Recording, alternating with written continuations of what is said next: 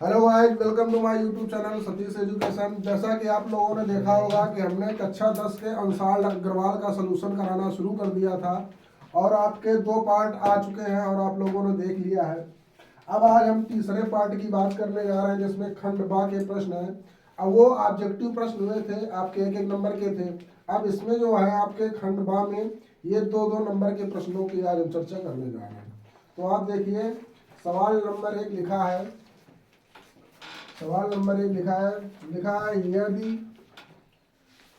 2 cos² 45 अंश -1 बराबर लिखा है cos थीटा, तो थीटा का मान ज्ञात कीजिए।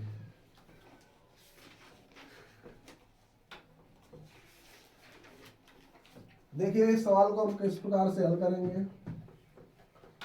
यहाँ पर लिखा है 2 cos² 45 अंश -1 बराबर cos थीटा। तो यहाँ से सवाल लिख लेंगे 2 cos² 45 अंश -1 बराबर ये आ गया cos थीटा। आपको पता है कि cos 45 का मान होता है 1/√2। तो यहाँ से आ जाएगा 1/√2 का होल स्क्वायर -1 बराबर ये बना देगा आपका cos थीटा। तो यहाँ से आ जाएगा 2, ये 1 का स्क्वायर 1, √2 का स्क्वायर 2 -1 बराबर आ जाएगा cos थीटा। इससे कट जाएगा, 1 से कटेगा 0 बराबर आ जाएगा cos थीटा। और cos थीटा बराबर होता है cos 90 अंश का मान 0 होता है। तो यहाँ से थीटा की जो वैल्यू आ जाएगी वो आपकी 90 डिग्री निकल के आ जाएगी। देख लीजिए इस प्रकार से आपको इस सवाल को हल करना। दूसरा सवाल आपसे कह रहा है 2 क्रमागत धनात्मक पूर्णांक ज्ञात कीजिए जिनके वर्गों का योग 365 है।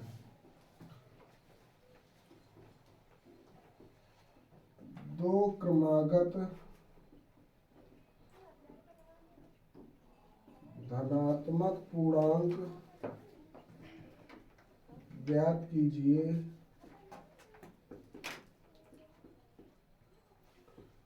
जिनके वर्गों का योग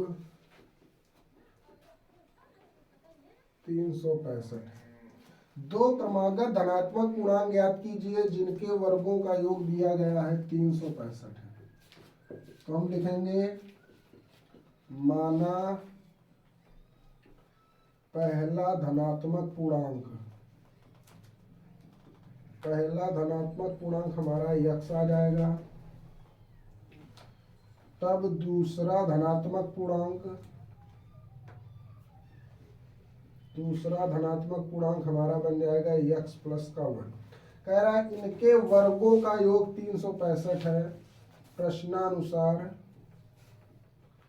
इनके वर्गों, तो x का वर्ग प्लस x प्लस 1 का वर्ग बराबर आ जाएगा 365 के। तो यहाँ से आ जाएगा x स्क्वायर, इसको a प्लस बी के होल स्क्वायर से खोलेंगे तो आ जाएगा x स्क्वायर प्लस 1 प्लस का 2x बराबर आ जाएगा 365। तो यहाँ से बना देगा x वाला 2x square plus 2x minus 365 plus 1 बराबर 0 के। तो यहाँ से बना देगा 2x square plus 2x minus का 364 बराबर 0 के। इसको हम 2 से डिवाइड कर देंगे तो यहाँ से आ जाएगा x square plus x minus 2 1 के 2, 2 8 16, 2 दूनी 4 बराबर 0।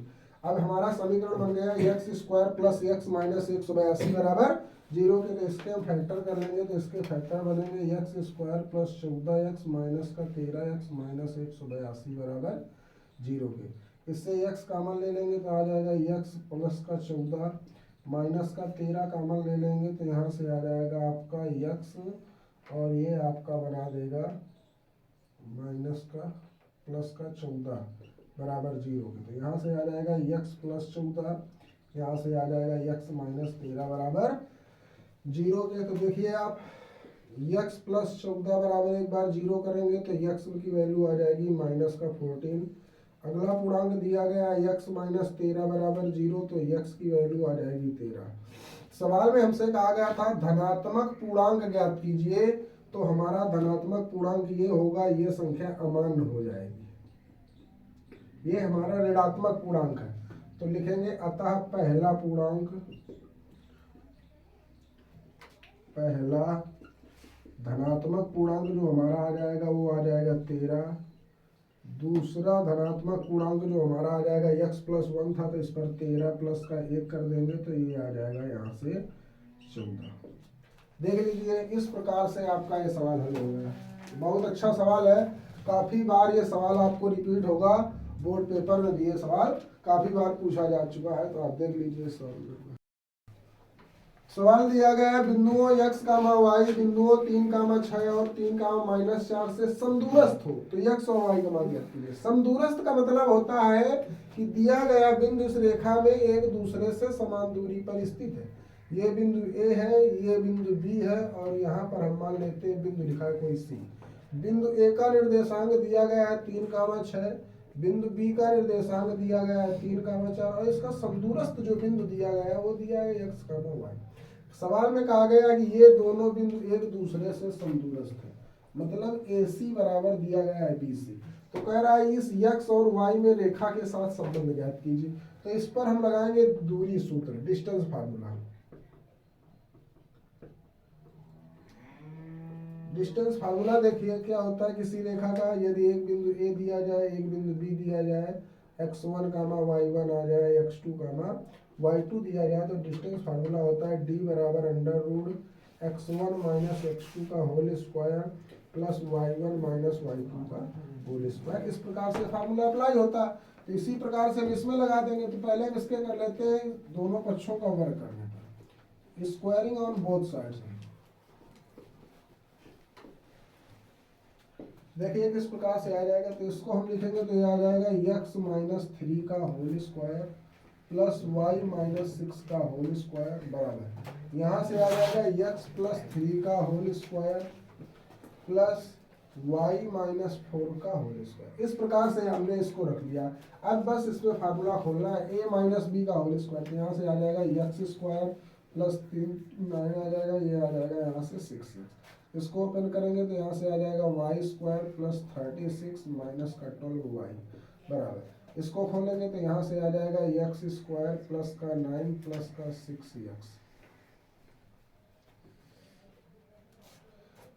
प्लस इसको खोलेंगे तो यहाँ से आ जाएगा वाई स्क्वायर प्लस 16 माइनस का आपका आ जाएगा 8y। इस प्रकार से आप देखिए एक्स स्क्वायर से आपका एक्स स्क्वायर कट जाएगा, 9 से ये वाला 9 कट जाएगा, तो आपका वाई स्क्वायर से वाई स्क्वायर भी कट जाएगा। तो यहाँ पर बच गया माइनस का 6x, और ये वाला 6x आ जाएगा इधर, तो ये आ जाएगा माइनस 6x।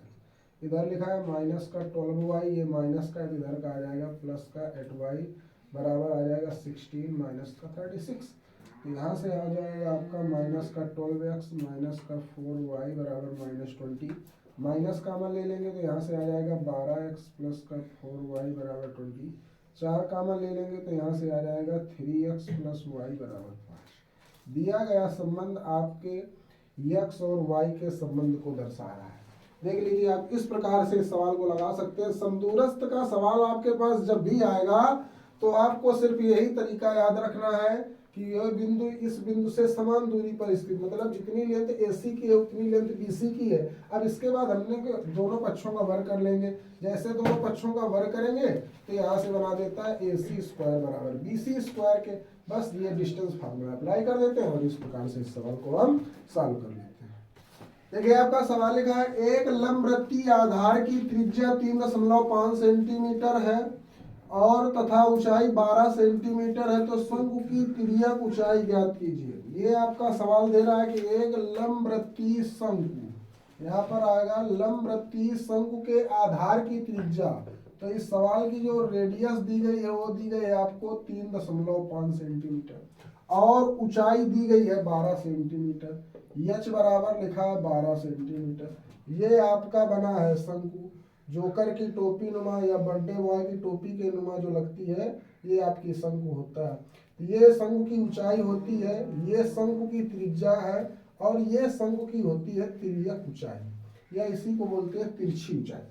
तो आपसे सवाल में पूछ रहा है इस तिरछी ऊंचाई को ज्ञात कीजिए। तिर्यक ऊंचाई यल का मान आपसे पूछ रहा है। तो फार्मूला हम लगाते हैं, एल स्क्वायर बराबर होता है एच स्क्वायर प्लस का आर स्क्वायर। तो एल स्क्वायर बराबर आ जाएगा यहाँ 12 का स्क्वायर प्लस यहाँ से आ जाएगा 3.5 का स्क्वायर। तो एल स्क्वायर बराबर 12 का स्क्वायर करेंगे तो 144 आ जाएगा, और 35 का स्क्वायर करेंगे तो यहाँ से आ जाएगा 1225। 2 अंक के बाद दशमलव लगाएंगे तो ये आ जाएगा आपका 12.25। तो एल स्क्वायर बराबर कितना आ जाएगा 144, 12 हो जाएगा 156.25। तो यहाँ से एल का मान आ जाएगा 12.5 सेंटीमीटर। तो इस प्रकार से आपके इस सवाल की तिरछी ऊंचाई निकल के आ गई 12.5 सेंटीमीटर, आपकी शंकु की तिरछी ऊंचाई। अगला सवाल दे रहा है बिंदुओं ए कामा बी और -a कामा -b के बीच की दूरी बताइए। अभी हमने आपको पिछले सवाल में बताया था डिस्टेंस फार्मूला, वही डिस्टेंस फार्मूला यहाँ पर अप्लाई होगा। 2 बिंदु दिए गए हैं, एक बिंदु ए है, एक बिंदु बी है। ये लिखा है a कामा b, अगला बिंदु लिखा है -a कामा -b के 2 बिंदुओं के बीच की दूरी। तो आपसे ए बी की डिस्टेंस पूछ रहा है तो फार्मूला वही लगाएंगे हम, x1 माइनस x2 का whole square plus y1 minus y2 का होल स्क्वायर। तो यहाँ से आ जाएगी ए बी बराबर √x1 दिया गया है a, x2 दिया गया, ये आपका x1 होता है, ये y1 है, ये x2 है और ये आपका y2 है। तो a और ये मान आ जाएगा -a का होल स्क्वायर प्लस y1 का मान दिया गया है b, माइनस हो जाएगा प्लस का b स्क्वायर। तो यहाँ से आ जाएगा आपका ए बी बराबर √a करेंगे 2a का स्क्वायर करेंगे तो 4a square, b 2b square, 2b का मतलब आ जाएगा 4b स्क्वायर। तो यहाँ से ए बी बराबर 4 कॉमन लेंगे तो बाहर आ जाएगा 2 √a square plus b square मात्रक। ये आपका फाइनली आंसर आ गया 2 √a square plus b square. और दूरी का जो मात्रक है, तो मात्रक हमें दिया नहीं गया इसलिए हम इसे केवल मात्रक लिखेंगे। इस प्रकार से हो जाएगा आपका सवाल। अगला सवाल कह रहा है वह निम्नलिखित सारणी का माध्य ज्ञात कीजिए। दिए गए सवाल का हमें माध्य निकालना है। वर्ग अंतराल लिखा है 0 से 10, 10 से 20, 20 से 30, 30 से 40 और लिखा है 40 से 50 तक इसका वर्ग अंतराल गया है। बारंबारता दी गई है 3, 10, 11, 9 और 7। तो कह रहा है इस सवाल का माध्य ज्ञात कीजिए। तो माध्य ज्ञात करने की हम आपको बता दें कि आपके पास 3 विधियां होती हैं। माध्य ज्ञात करने की जो विधियों की अगर हम बात कर लें तो माध्य ज्ञात करने की 3 विधियां होती हैं। नंबर 1 आपकी आती है प्रत्यक्ष विधि। प्रत्यक्ष विधि के द्वारा माध्य निकालने का फार्मूला होता है x बार बराबर सिग्मा fx बटे सिग्मा f। ये विधि आपकी कहलाती है प्रत्यक्ष विधि के द्वारा माध्य ज्ञात करना। दूसरी विधि आती है इसी में कल्पित माध्य विधि। कल्पित माध्य विधि, तो कल्पित माध्य विधि के द्वारा माध्य ज्ञात करने का फार्मूला होता है x बार बराबर a plus sigma F D बटे सिग्मा एफ। ये फार्मूला होता है आपका कल्पित माध्य। a क्या होता है? a होता है कल्पित मान। कल्पित मान का मतलब होता है कि कोई एक मानी हुई वैल्यू होती है। डी गुरुजी कैसे निकालते हैं? तो डी बराबर फार्मूला होता है x माइनस का a, इससे हम निकालते हैं डी। अगली आपकी एक विधि आती है पग विचलन विधि। तीसरी विधि का नाम है आपकी पग विचलन विधि। तो x बार बराबर होता है a plus sigma F you बटे सिग्मा एफ इंटू में होता है आपका h। तो u कैसे निकालते हैं? x माइनस a बटे h कर देते हैं तो हमारा u का मान आ जाता है।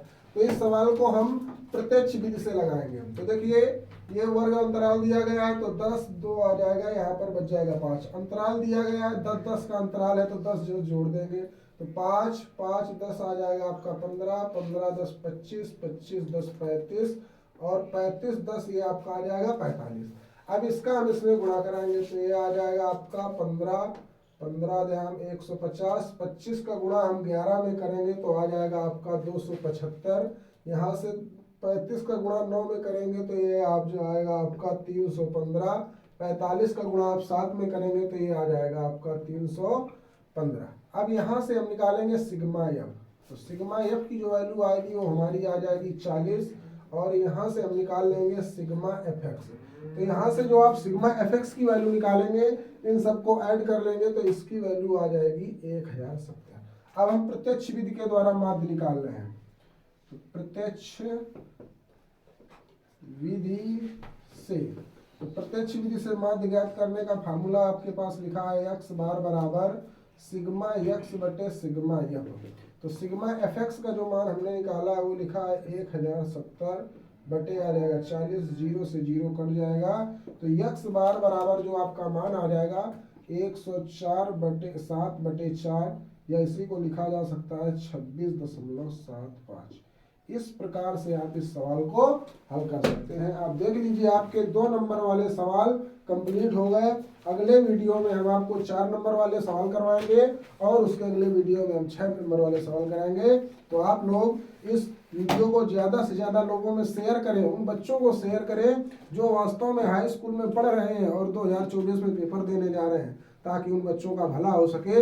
इस अनसाल्ड का सेट पढ़ के और हमारे यूट्यूब चैनल से जुड़ने के लिए आप लोगों का धन्यवाद। और अधिक लोगों को शेयर करें वीडियो, ताकि बच्चों का भविष्य हम और उज्जवल बना सके। जय हिंद, जय भारत।